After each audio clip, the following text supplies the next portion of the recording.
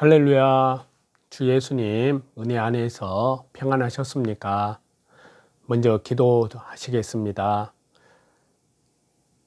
우리를 사랑하시는 살아계시는 하나님 아버지 감사합니다. 주 예수님의 십자가의 피로 우리의 죄와 허물로 죽었던 영혼을 말씀과 성령으로 살려주시고 또한 말씀과 성령으로 거듭나게 하셔서 하나님 나라의 신실한 백성들로 삼아주신 주님 감사와 영광을 돌립니다. 이 시간 에스라 말씀을 통해서 하나님의 기뻐하시고 선하신 뜻을 우리의 심령 속에 말씀의 능력과 권세로 받기를 간절히 원합니다. 주 성령님께서 우리의 마음의 눈을 밝혀주시고 또한 더욱 하나님의 비밀이신 그리스도를 더욱 깊이 알아갈 수 있도록 은혜 내려 주옵소서. 우리의 믿음이 날로 성장할 수 있도록 도와주시고 그리스도의 장성한 믿음의 분량에까지 성장해 나아갈 수 있도록 은혜 베풀어 주옵소서. 또한 하나님 나라의 복음이 땅끝까지 온 세상에 날로 하나님 나라의 십자가 우리 주 예수 그리스도의 십자가의 복음, 영원한 속죄와 온 세상 죄, 율법의 마침이 되신 그리스도의 생명의 복음이 땅끝까지 성령의 능력과 권능으로 증거될 수 있도록 역사해 주옵소서. 감사드리며 예수님의 이름으로 기도드리옵나이다. 아멘. 오늘은요 에스라서 1장부터 4장까지의 말씀인데요. 에스라서 본문의 말씀을 드리기 전에 이 에스라서에 대한 그 배경을 좀 자세히 말씀을 드려야만 에스라서를 우리가 말씀을 올바로 10년 가운데 깨닫는 데 도움이 된다 생각을 합니다. 그래서 에스라서의 내용을 기록된 그 배경을 보면요. 자, 이스라엘은 하나님의 선택된 백성으로서 마땅히 그 신분에 합당한 회개에 합당한 삶을 살아야 했습니다. 그럼에도 불구하고 이스라엘 백성들은 하나님께 대한 패역을 일삼았고 하나님께서 여러 선지자들을 보내사 수없이 책망하고 권면하고 경고를 주셨음에도 불구하고 완고한 이스라엘 백성들은 끝까지 회개할 줄을 몰랐습니다. 그 결과 하나님의 만부득불한 심판으로 이스라엘은 멸망을 당하고 말았습니다. 먼저 1차적으로는 BC 722년에 북쪽의 왕국 이스라엘이 아시리아 제국에 멸망을 당했고 남유다 왕국은 그 후에 약 136년 후인 BC 586년에 바벨론에 의해서 멸망당하고 말았습니다. 그러나 이스라엘의 멸망은 단지 역사의 한 시기에 세워졌던 나라가 멸망하는 것이지 결코 그 민족 자체가 멸망한 것은 아닙니다. 오히려 하나님께서는 이스라엘 국가의 멸망이라는 결정적 심판을 통해서 이스라엘 민족을 각성시키고자 하셨습니다. 그래서 이스라엘 백성들을 포로 생활 동안 연단받게 하시고 그 죄를 우리 주 예수님의 십자가의 피, 영원한 속죄함 안에서 철저히 회개하며 여호와 하나님께로 우리 주 예수님께로 우리 성삼위일체 하나님께로 돌아오게 하시는 것입니다. 여기에서 중요한 것은 이스라엘 민족은 그 죄에 마땅하게 심판을 당하였지만 하나님께서는 그들에게 일단 심판을 내리신 후에 그 백성들을 연단시키시며 또 무조건적인 주 예수 그리스도 은혜 안에서 온 세상 죄, 영원한 속죄, 십자가의 그 피의 은총을 베풀어 주셔서 다시 이스라엘 땅으로 귀환케 하셨다는 것입니다. 즉, 한 번 택한 이상 그 백성들의 죄에 대하여서는 엄히 징계하시지만 그 백성은 영원히 버리지 않고 회복시켜 주시는 하나님의 완전한 공의와 완전한 사랑의 양 측면이 이 에스라서 성경에 잘 나타나 있습니다. 이에 선민 이스라엘 역사의 일대 핵을 긋는 사건이면서 아울러 성경 이 역사서 이 살아계시는 하나님의 말씀은 물론 거의 모든 선지서와 직접 간접으로 연관되어 있는 바벨론 포로 유수에 대해서 살펴보는 것은요, 큰 의의가 있다 할 수 있습니다. 한편으로 북이스라엘 백성들은 바벨론에 의해서 포로되어 간 것이 아니라 아수르에 의해서 포로되어 갔음에도 불구하고 여기에서 바벨론 포로 이해라는 하나의 제목 하에 포함을 시킨 이유는요, 그들도 남유다 백성과 동일한 하나님의 선민이었지만 하나님의 구속 역사의 근간을 이루는 다윗 언약에서 떠남으로 인하여 그리고 포로기 동안에도 그 마음을 우리 주 예수 그리스도의 십자가의 피, 영원한 속죄함 안에서 철저히 돌이켜 회개함이 없이 끝까지 타락의 길로 치달았기 때문에 그들 중에 고국으로 돌아온 자들이 거의 없게 되었음을 적나라하게 보여주기 위해서입니다. 그리고 애초에 하나님께서 야곱을 통하여 유다 지파 자손을 통해서 그리스도께서 오신다고 또 보내주신다고 예언하신 창세기 49장 말씀이 다윗 언약 속에서 더욱 구체화되었고 또 포로 귀환으로 인하여 사무엘하 7장에서 주신 다윗 언약이 성취되게 되었음을 북쪽의 이스라엘과 남쪽의 유다로 비교함으로써 더욱 부각시키기 위해서입니다. 그리고 포로 귀환 시에 일부 경건한 북이스라엘 백성들도 남쪽 유다 백성들과 함께 귀환을 하였기 때문에 이 둘을 같이 말씀을 드리는 것이 의의가 있다 할 수 있습니다. 첫 번째, 바벨론 이 포로의 역사 가운데 유수는요, 여기에서 유수라고 할 때는 단지 다른 나라의 포로로 끌려가는 행위 그 자체만을 의미하지 않고요, 포로로 끌려가는 것으로부터의 포로 생활, 그리고 포로에서 풀려나기까지의 과정 전체를 말합니다. 따라서 바벨론 유수의 역사를 다루기 위해서는 포로되어 가는 과정의 역사와 포로 생활, 그리고 포로 귀환 과정 전체의 역사를 다 생각해야 합니다. 그런데 여기서 포로 생활에 대해서는 성경에서나 혹 다른 일반 역사서에서도 거의 나타나 있지 않기 때문에 이를 다룰 수는 없습니다. 다만 이와 관련해서 디아스포라에 대해서 살펴볼 수 있을 뿐인데요, 그것은 다음에 말씀을 드릴 수 있는 기회가 있으면 말씀드리고요. 자, 포로 과정의 역사를 살펴보면은요, 이스라엘의 북왕국과 남왕국은 끊임없는 하나님께 대한 불순종의 결과 심판을 받아 각각 BC 722년과 BC 586년에 아시리아와 바벨론에 의해서 멸망하였습니다. 그런데 남쪽, 북쪽 두 왕국은 각각 하루아침에 멸망하는 것이 아니라 수차례에 걸친 주변 초강대국들의 침략의 결과로 함락이 된 것입니다. 좀 더 구체적으로 말씀드리면 먼저 북왕국의 포로 과정을 보면요, 북왕국은 BC 9세기 초반부터 북방의 신흥 강대국인 아시리아 제국의 침략을 받기 시작했습니다. 즉 아시리아 왕 살만에셀 3세가 북왕국 제10대 왕 예후로부터 조공을 받았던 것입니다.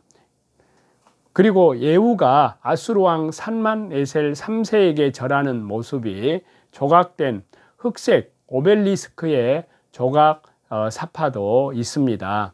그리고 북왕국은 한동안 아수리아 제국에서 지배에서 벗어나게 되었지만 디글랏 빌레셀 3세에 의해서 다시 아시리아의 지배하에 들어가게 되었습니다. 더욱이 디글랏 빌레셀 3세에 의해서 많은 북왕국 백성들이 포로로 잡혀가기도 했습니다.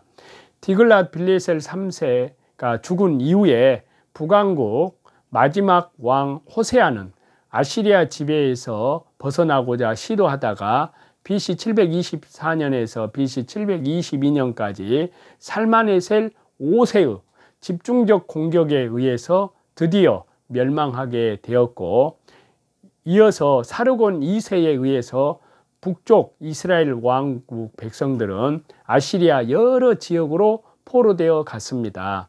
그리고 남쪽 유다 왕국의 포로 과정을 살펴보면요, 바벨론에 의해서 멸망하였지만 그 이전에 아시리아와 애굽의 이집트의 지배를 번갈아가며 받았습니다.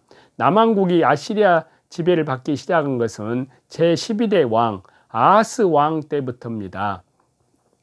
즉 히스기야 왕의 아버지인데요. 즉 아하스는 아람 왕 르신과 북이스라엘 왕 베가 연합군의 침공을 대처하기 위해서 디글랏 빌레셀 3세에게 원조를 청함으로써 스스로 아시리아 지배하에 들어가게 된 것입니다. 그리고 남왕국에 대한 아시리아 제국의 지배는 제13대 왕 히스기야 때에 이르러 완화되었다가 제14대 왕인 므낫세의 때에 이르러 다시 강화되었습니다. 이어 요시야 왕 때에 이르러 신흥 강대국인 바벨론이 큰 세력으로 등장하면서 아수르는 쇠퇴하게 되었고, 이 와중에서 애굽도 다시 세력을 정비하여 아수르의 자녀 세력과 연합하여 바벨론과 맞서게 되었습니다. 이것이 바로 그 유명한 BC 605년에 발생한 갈그미스 전쟁입니다. 이 전쟁 발발 직전에 요시야 왕이 애굽의 진로를 무기또에서 막아서다가 참변을 당하였습니다. 그 결과 남유다는 애굽의 지배를 받게 되었고요. 그러나 갈그미스 전쟁에서 바벨론이 승리함으로써 남유다는 바벨론 왕 느부갓네살의 BC 605년, BC 597년, BC 586년 세 차례에 걸친 집중 공격으로 인해서 결국 멸망하게 되었습니다. 이렇게 이스라엘 남쪽, 북쪽 두 왕국의 포로 과정의 역사를 간략하게 말씀을 드렸습니다.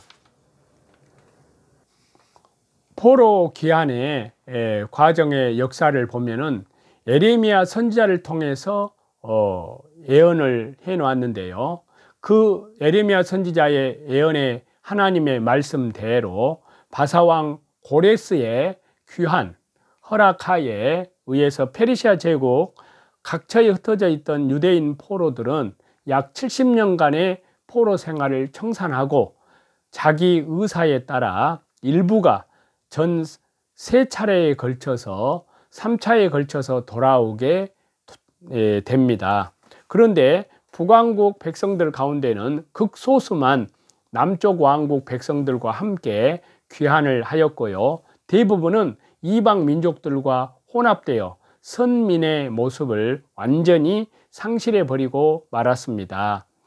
자, 이렇게 말씀드린 바와 같이 바벨론 유수는 창조주 하나님께서 전 우주의 창조주 주인이실 뿐만이 아니라 이제 특별히 자신들을 선민으로 택하시고 인도해 주시는 여호와 하나님, 우리 주 예수 그리스도, 성령 하나님, 성삼위일체 하나님께 끊임없이 패역하던 구약 선민 이스라엘을 향한 성삼위 하나님의 공의로우신 징계로 야기된 초래된 이방 포로 생활로 시작됩니다. 그러나 한번 택하신 백성은 끝내 버리지 않으시고 끝까지 지켜주시는 하나님의 크시고 놀라우신 무조건적인 은혜로 주 예수 그리스도의 십자가의 피, 영원한 속죄와 온 세상 죄, 또 율법의 마침이 되시는 그 무조건적인 은혜 안에서 이루어진 포로 귀환으로 종결이 되었습니다. 따라서 이것은 비록 선민이라 할지라도 그들이 범한 죄에 대해서는 필히 반드시 징벌하시는 하나님의 절대적인 공의와, 그럼에도 불구하고 선민 자체는 어떠한 상황 속에서도 버리지 않으시고 끝내 구원에 이르게 하시는 하나님의 주 예수 그리스도의 십자가의 피, 온 세상죄, 영원한 속죄, 율법의 마침이 되시는 주 예수 그리스도의 십자가의 피, 무조건적인 은총의 오묘한 조화를 극명하게 드러낸 사건이라고 할 수 있습니다. 따라서 바벨론 유수 기간은 일시적으로만 보자면 징계와 시련의 시대였지만 궁극적으로는 오히려 돌이킬 수 없이 오염된 선민의 결정적인 새 출발을 위한 정화의 시대이기도 하였던 것입니다. 그래서 이 바벨론 유수의 이것은 첫 번째는 하나님의 최후 심판의 예표라고 할 수 있습니다. 그리고 두 번째는 구원받은 성도의 성화 과정에 예수님의 신앙의 성품을 닮아가는 과정의 예표라고 할 수 있고요. 또 세 번째는 다윗 언약의 성취라고 할 수 있고요. 네 번째는 선민 역사의 연속성과 성도의 구원의 절대성을 예표한다고 할 수 있습니다. 먼저 하나님의 최후의 심판의 예표라고 할 수 있는 선민 이스라엘의 포로 사건은 어느 순간 갑작스럽게 뜬금없이 이루어진 것이 아니라 오랜 기간 동안 수많은 예언의 하나님 말씀을 통해서 책망과 경고를 거듭하던 끝에 마침내 주어진 하나님의 공의로운 심판이었습니다. 이는 결국 태초 아담의 범죄 이후로부터 구약 성경, 신약 성경에서 거듭해서 주어진 온 세상 전 인류의 최후의 백보자 심판에 대한 수많은 예언과 경고가 세상 끝날에 필히 반드시 성취될 것을 보여주는 가장 결정적인 증거가 되는 하나님의 최후의 심판의 예표라고 할 수 있습니다. 두 번째로 성도의 말씀과 성령으로 주 예수님의 피로 영원한 속죄, 온 세상죄, 율법의 마침이 되시는 이제 죄와 허물로 죽었던 영혼이 말씀과 성령으로 살아난 성도가 이제 예수 그리스도의 신앙의 인격으로, 신앙의 성품으로 성화되어 가는 그 과정의 예표라고 할 수 있는데요. 이스라엘의 출애굽 사건이 성도의 구원을 위한 하나님의 소명과 중생을 예표하는 것이라면 제2의 출애굽 사건이라고 할 수 있는 바벨론 유수 전 과정은 성도의 계속된 실수와 범죄에도, 불순종과 범죄에도 불구하고 하나님의 무조건적인 주 예수 그리스도의 십자가의 피, 영원한 속죄, 온 세상죄, 율법의 마침이 되시는 십자가로 다 성취하신 무조건적인 은총에 의해서 징계, 권면, 연단을 통해서 마침내 그리스도의 장성한 믿음의 분량에까지 이르게 하는 구원받은 성도의 성화의 과정을 예표하는 것이라고 할 수 있습니다. 세 번째로 다윗 언약의 성취라고 할 수 있는데요. 바벨론 유수 전 과정의 역사는 사무엘하 7장에 말씀하고 있는 이스라엘이 범죄할 경우에는 징계하실 것이지만 다윗의 집과 그의 나라는 여호와 하나님 앞에서, 우리 주 예수님 앞에서, 주 성령님 앞에서, 성삼위 하나님 앞에서 영원히 보존하리라 하신 다윗의 언약의 성취의 과정의 하나이기도 하였습니다. 이는 다윗 언약과 연관된 남유다 백성들은 포로 귀환을 통해서 회복되었지만 다윗 언약에서 스스로 떠난 북쪽 왕국, 북이스라엘 백성들은 제대로 회복되지 못한 사실에서 분명히 확인이 됩니다. 이는 궁극적으로는 하나님께서 주신 성경의 모든 언약은 그 어떠한 상황 속에서도 반드시 이루어진 것을 증언하는 것이라 할 수 있습니다. 바로 예수님의 십자가로 완성된 것이라 할 수 있습니다. 네 번째, 선민 역사의 연속성 및 성도의 구원의 절대성의 예표라고 할 수 있는데요. 바벨론 포로 귀환 사건은 결국 자기 백성들의 죄에 대해서는 엄히 징계하시지만 한번 택한 그 백성은 결단코 버리지 아니하시는 하나님의 무조건적이고도 절대적인 은혜, 주 예수님의 십자가의 피, 십자가의 도, 온 세상죄, 영원한 속죄, 율법의 마침 다 이루었다 하신 그 은혜에 의하여 구약, 구속사의 전개 통로로 택하신 선민 이스라엘의 역사가 결단코 단절되지 아니하고 연속됨을 보여줍니다. 이는 이스라엘 백성들의 포로 생활 중에는 물론 이미 포로 생활이 시작되기 이전에 바벨론 유수 심판의 경고를 내릴 때부터도 하나님께서 계속해서 선지자들을 통하여 회복에 대한 예언의 말씀을 주시고 결국 그 예언을 성취하시는, 잠시도 그 백성을 그냥 버려두시지 않은 사실에서 확인될 수 있습니다. 이는 궁극적으로는 한번 택하신 성도는 비록 인간 성도 각자는 불완전하여 하나님께 신실치 못하더라도 절대 전능하시고 또한 절대 사랑이신, 또 절대 공의로우신 창조주 삼위일체 하나님은 하나님께서 택한 말씀과 성령으로 거듭난 주 예수님의 피로 영원한 속죄, 온 세상죄, 또 율법의 마침을 이루신 십자가의 생명으로 말씀과 성령으로 거듭난 성도들에게 실로 무조건적이고도 절대적인 은혜로 끝까지 견인하셔서 반드시 천국 구원을 성취시켜 주실 것을 예표한다 할 수 있습니다. 에스라서에 나타난 핵심 단어와 핵심 절, 핵심 장이 있습니다. 그래서 이 에스라에서의 핵심 단어는요, 포로 귀환과 성전의 재건입니다. 자, 성경 중에 포로 귀환 시대와 연관된 역사서 성경은요, 에스라서, 느헤미야서, 에스더 성경이지만요, 이 가운데에서도 1차, 2차 포로 귀환에 대해서 기록한 이 에스라서는 이 시대 역사의 가장 많은 부분을 기록해서 말씀하고 있습니다.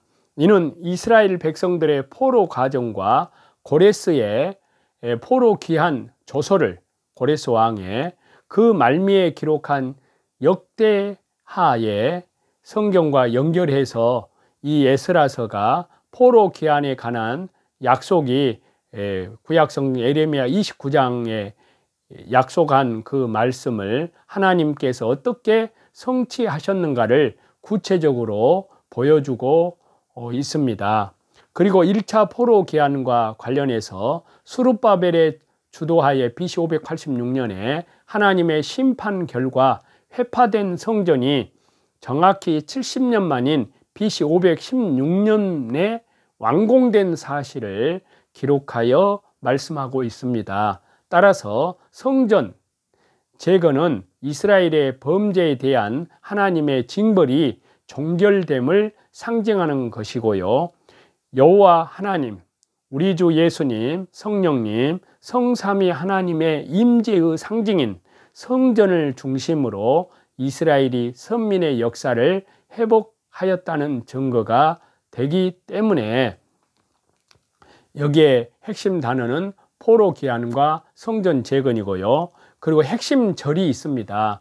바로 에스라 5장 12절과 또 에스라 13장 6절, 그리고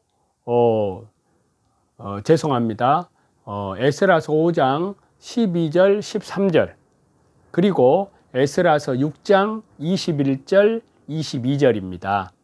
자, 그 말씀을 낭독하면요. 우리 열조가 하늘에 계신 하나님을 경록해 하였으므로 하나님이 저희를 갈대아 사람 바벨론 왕 느부갓네살 손에 붙이심에 저가 이 전을 헐며 이 백성을 사로잡아 바벨론으로 옮겼더니 바벨론 왕 고레스 5년에 고레스 왕이 조서를 내려 하나님의 이 전을 건축하게 하고, 그 다음에 에스라 6장에 보면요. 사로잡혔다가 돌아온 이스라엘 자손과 무릇 스스로 구별하여 자기 땅 이방 사람의 더러운 것을 버리고 이스라엘 무리에게 속하여 이스라엘 하나님 여호와를 구하는 자가 다 먹고 즐거움으로 7일 동안 무교절을 지켰으니 이는 여호와 하나님께서 저희로 즐겁게 하시고 또 아수르 왕의 마음을 저희에게로 돌이켜 이스라엘의 하나님이신 하나님의 전 역사하는 손을 힘있게 하도록 하셨음이었느니라. 아멘. 그리고 핵심 장은 에스라 6장입니다. 자, 에스라 6장은 하나님의 무조건적인 은총으로 포로 귀환하게 된 이스라엘 백성들이 사마리아인들을 비롯한 이방인들의 숱한 방해에도 불구하고 하나님의 도우심을 입어서 성전을 완공한 사실과 성전의 봉헌식 또 무교절 준수 사실을 말씀하여 기록하고 있습니다. 이렇듯이 에스라 6장이 에스라서 전체의 주제를 가장 잘 반영해서 말씀하고 있습니다. 그래서 아까 말씀드린 핵심 단어를 통해서도 알 수 있듯이 이스라엘 선민 회복의 증거인 성전 재건 사실에 대해서 에스라 6장에서 가장 잘 보여주고 있기 때문입니다. 그래서 에스라 이 성경과 지금 저와 여러분 우리 성도들과의 삶을 보면은요, 포로 귀환과 성전 재건 그리고 신앙 개혁 운동으로 이스라엘의 선민으로서의 외적인 지위와 내적인 선민 의식의 회복을 주제로 하는 에스라서가 특별히 현대 지금 성도들에게 던져주는 교훈은요, 먼저 포로 귀환에 의한 이스라엘의 선민으로서의 지위 회복이 그들의 선행에 의해서가 된 것이 아니라 전적으로 하나님의 무조건적인 은총, 주 예수님의 십자가의 피, 영원한 속죄, 온 세상죄, 율법의 완성자 대신 십자가의 무조건적인 은총으로 말미암았었다는 사실입니다. 이렇듯이 오늘날 우리 성도들이 예수 그리스도로 말미암아 온 세상 죄에서 또 영원한 속죄에서 죄와 사망의 권세에서 구원 얻었을 뿐만이 아니라 성도, 즉 거룩한 무리들하고 일컬음을 얻게 된 것도 우리의 선행으로 말미암은 것이 아닌 전적인 하나님의 은혜로 된 것임을 저와 여러분에게 가르쳐주고 있습니다. 또한 귀환한 백성들은 성전 재건을 통하여 선민으로서의 외형적인 지위의 회복 후에도 신앙의 개혁을 통하여서 내적인 선민의 의식을 고양을 시켰습니다.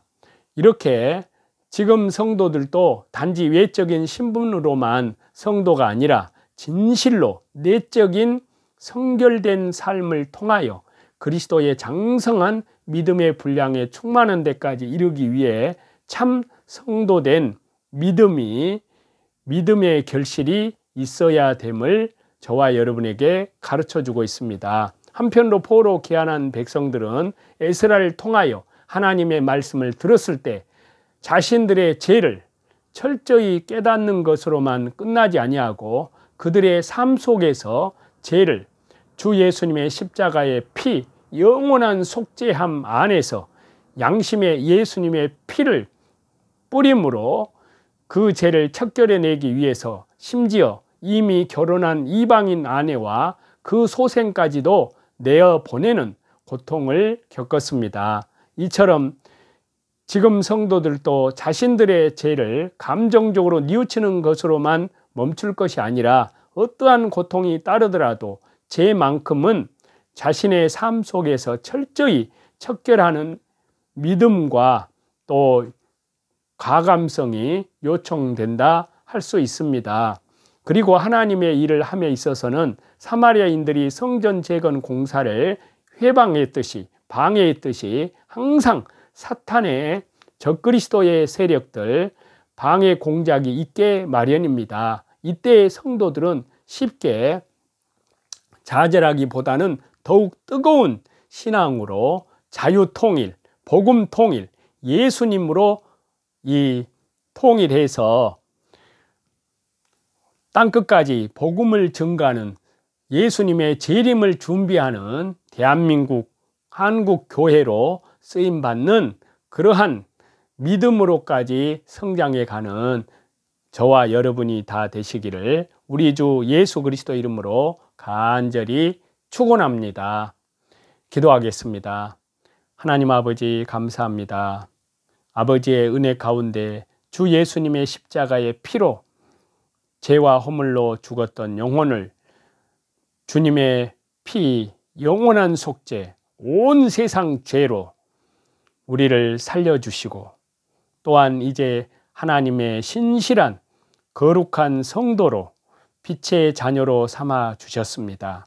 우리의 삶 가운데에서 회개에 합당한 아름다운 열매를 맺게 하시고 또한 우리 대한민국 자유통일 또 복음통일 예수님 복음 십자가로 통일해서 예수님의 이름을 높여드리는 또 예수님의 재림을 준비하는 나라로 또 땅끝까지 이 복음을 선교하는 대한민국 교회가 될 수 있도록 은혜 내려 주옵소서. 예수님의 이름으로 기도하옵나이다. 아멘. 저와 여러분의 영혼을 사랑하고 축복합니다. 감사합니다.